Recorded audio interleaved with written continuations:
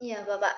Baik, lalu menurut Bapak tantangan kita sebagai orang yang sudah, masuk ke dunia bisnis atau baru mau mulai berbisnis nih, Pak. Tantangan apa sih, Pak, yang paling krusial dan bagaimana cara mengatasinya? Khususnya di masa pandemi ini, Pak.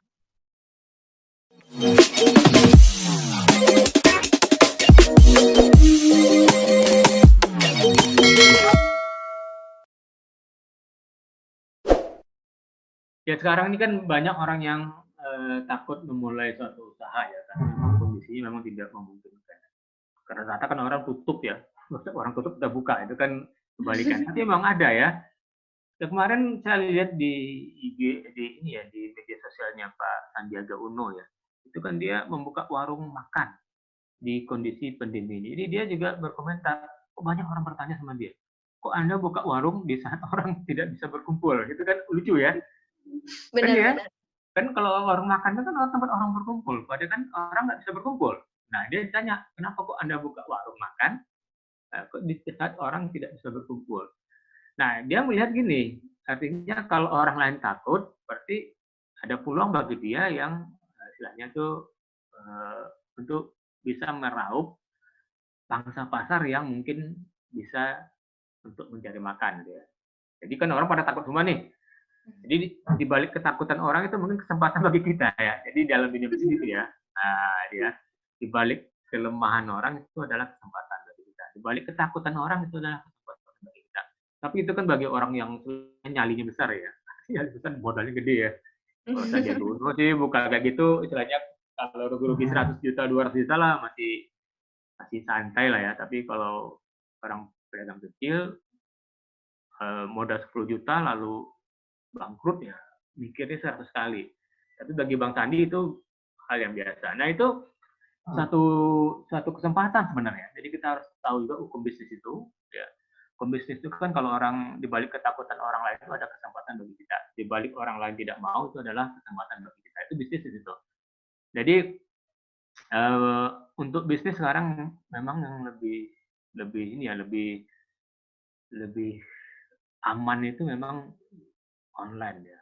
Kalau menurut saya sih online. Jadi apa saja sekarang kan di online kan. Nah, jadi sekarang banyak Bapak lihat tuh aplikasi-aplikasi bisnis online yang cukup cukup banyak peminatnya. Contohnya kalaupun sekarang kita mau buka warung makan, ya harus kerjasama maunya dengan Gojek, dengan Grab ya, dengan Maxim, ya, buka yang online. Jadi itu sebenarnya masih bisa ya, masih bisa untuk bisnis di masa pandemi ini. Cuma harus hati-hati ya, hindari bisnis yang istilahnya itu orang harus ketemu, harus mendatangi itu sekarang orang takut ya. Jadi kalau bisnis yang orang tidak harus mendatangi suatu tempat atau berkumpul suatu tempat, kayaknya sih masih oke. Ya silakan nanti ya. Menurut Bapak sih yang paling memungkinkan sekarang adalah bisnis tadi kayak di Shopee ya, habis itu di ya Tokopedia, di Bukalapak, di IG pun sekarang saya lihat ya Bapak lihat itu kan Bapak suka buka di Facebook juga. Jadi orang sekarang jualnya tuh online ya. Jadi kayak dia kayak pasar juga ya, kasih contoh itu ya, pajang-pajang ya. Saya lihat itu banyak ya. Ya kayak secara langsung itu loh. Nah, itu satu terobosan ya di masa pandemi ini. Sekarang kalau anak-anak Bapak buka buka Facebook, itu banyak orang yang berjualan pakai siaran langsung di IG, di Facebook. Jadi dia pajang ini di toko ya, di toko. Pokoknya dia HP. Yang HP itu yang terkenal kan kemarin itu yang Putra Siregar itu ya.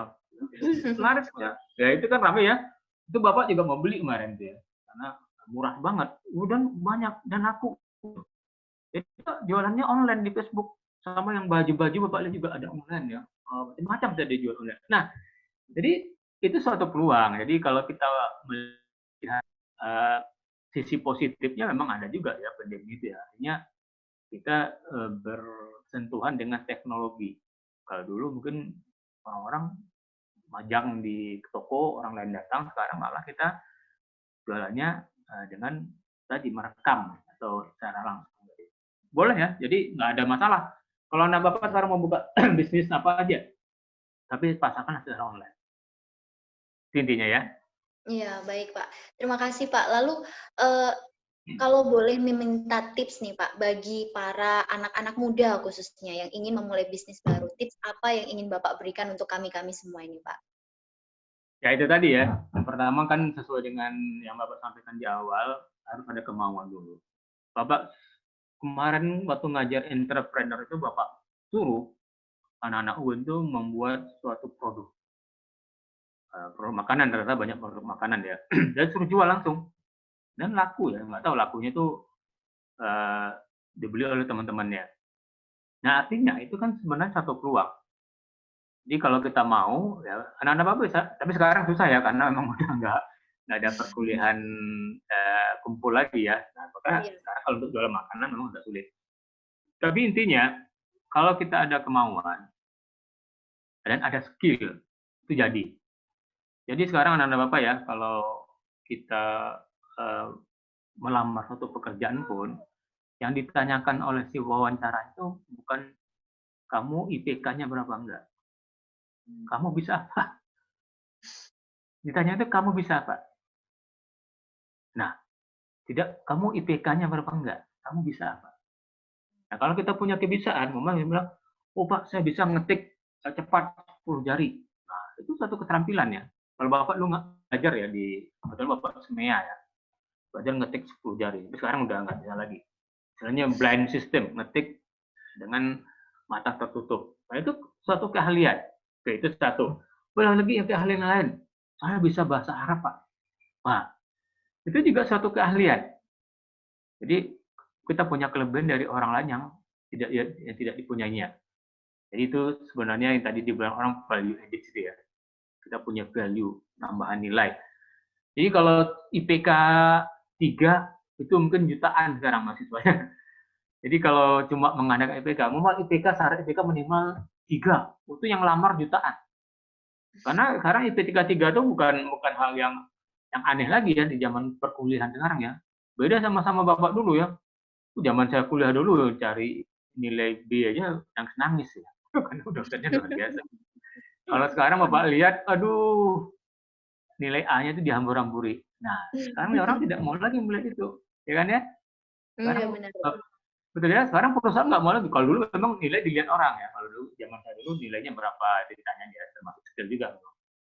Nah, kalau sekarang orang nggak percaya lagi sama nilai. Karena nilai sekarang kampus itu, masing-masing kampus itu punya kebijakan. Artinya gini, supaya mahasiswanya itu laris di pasaran, maka sekarang banyak dosen-dosen yang memberikan nilai yang lebih mudah untuk mahasiswa. Supaya mahasiswa yang di kampusnya nilai tinggi. Ini sama-sama tinggi semua, kampus A tinggi, kampus A. Artinya nilai tinggi itu nggak jadi ukuran lagi, karena udah sama semua, jadi udah kebaca sama ARD ya. Wah ini kampusnya ini pasti ukuran nilai ini pasti supaya mahasiswa tadi itu terangkat. Nah karena sudah umum itu sudah tidak menjadi ukuran. Yang jadi ukuran sekarang apa? Itu kemahiran ya atau skill tadi. Kamu bisa apa? Bisa bahasa Inggris, bisa bahasa Jepang, bisa namanya membuat sistem, bikin web. Kalau sekarang kan yang dicari itu kan di bidang teknologi ya, seperti coding ya. Bapak kan juga ikut berita-berita terbaru ya. Jadi sekarang yang dibutuhkan oleh perusahaan itu banyak yang ahli-ahli di bidang namanya computerized, coding, mungkin web, lalu olah data, itu. Nah, kalau anak bapak punya itu yang nyari bukan kita lagi, itu perusahaan yang nyari. Oke, jadi itu ya. Ingat, jadi yang paling penting itu adalah skill. Nilai sekarang udah nggak jadi ukuran karena udah umum ya, nilai 3 tuh umum sekarang, 3,5 umum, udah nggak bisa jadikan ukuran lagi karena tadi ya, karena sistem penilaian sekarang kan agak longgar ya. Beda sama zaman saya kuliah dulu, cari nilai B susah. Oke, jadi memang anak-anak bapak semuanya kalau untuk memulai bisnis, intinya pertama harus punya skill. Harus punya kemauan dulu ya, skill.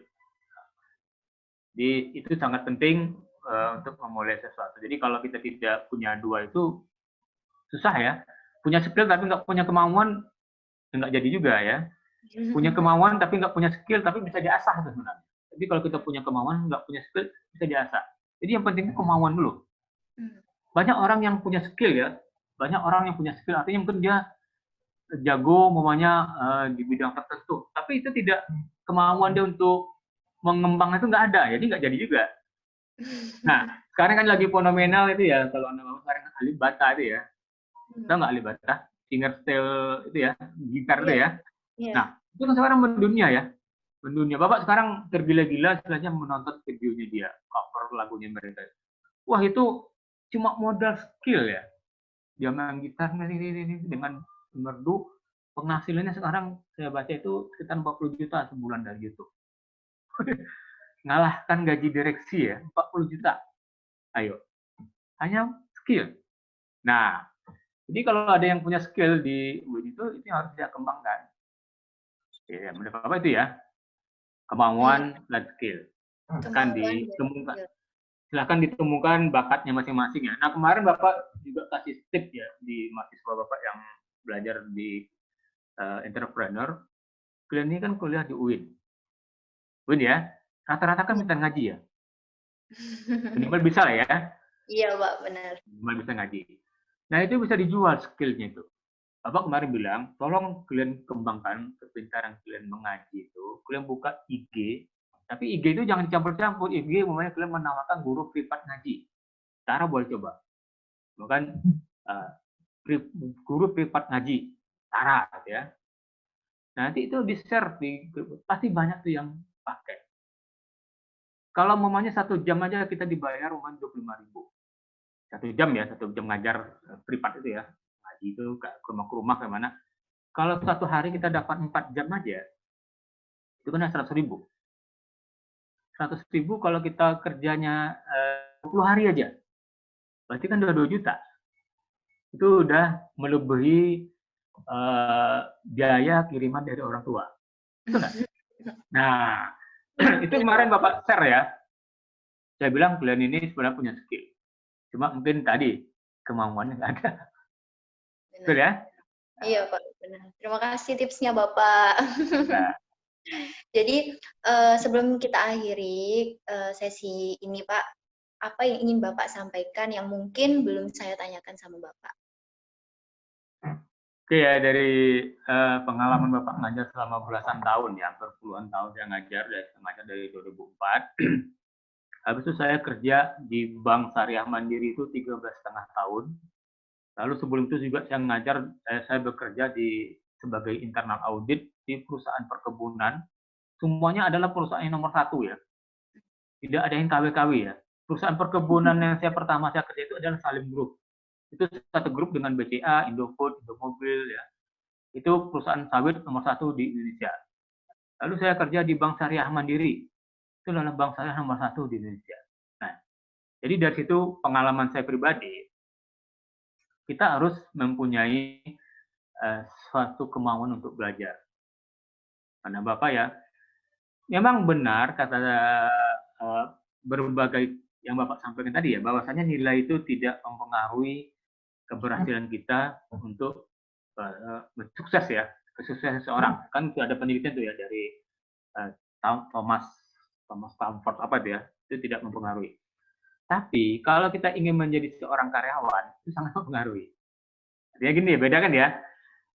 Itu nilai itu tidak berpengaruh kalau kita ingin jadi seorang pengusaha.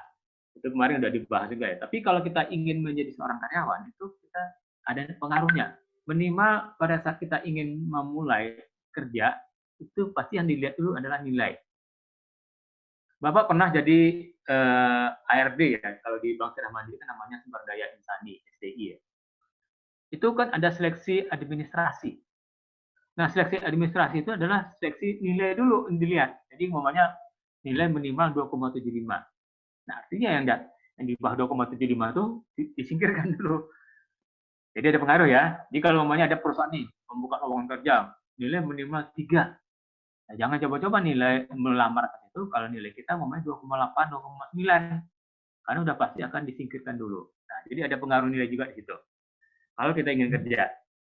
Nah, artinya kalau anak-anak Bapak memang tujuannya itu untuk bekerja, maka benar-benarlah belajarnya. Tuntut ilmu yang benar, artinya harus ada isinya ya. Jadi sarjana itu benar-benar ada isinya, bukan kosong ya. Ini yang Bapak prihatin itu banyak yang belajarnya nggak serius ya. nggak suka baca ya, nggak suka baca, bahkan ada yang selama kuliah itu nggak punya buku, tapi nggak pernah beli buku. Nah, ini kan satu hal yang aneh ya. Kalau itu tidak ada buku Bapak ya, itu ada di belakang itu. Sini juga ada, itu di lemari. Jadi kalau kita ingin berhasil dalam kuliah, ya harus belajar. Intinya itu. Dalam segala hal itu harus mau belajar. Kalau mau berusaha pun, itu juga harus belajar. Ya, kan ya, ada ilmunya ya. Jadi kita belajar itu, memang kita belajar ilmu akuntansi, belajar ilmu manajemen itu perlu nanti kalau kita punya usaha. Kita bisa ngatur orang, kita bisa bikin pembukuan, ya. Kita bisa berorganisasi. Itu kan ada ilmunya kita dapat di bangku kuliah. Nah, jadi intinya harus belajar yang benar, yang rajin ya. Kalau kita ingin sukses. Walaupun tadi nilai tidak berpengaruh kalau untuk kita punya usaha. Itu ya. Itu tip dari Bapak ya. Benar-benar belajar yang serius ya. Artinya tuntutlah ilmu selagi kita itu bisa punya kesempatan ya. Jadi sangat sedikit orang yang memiliki kesempatan untuk kuliah. Jadi kalian sangat beruntung ya. Mungkin dari jutaan anak Indonesia, kalau ada mahasiswa UIN nomor 300, itu adalah orang-orang yang beruntung. Menurut Bapak ya. Jadi benar-benar itu di kesempatan yang dipergunakan dengan baik. Oke, itu tipnya ya. Iya, Pak.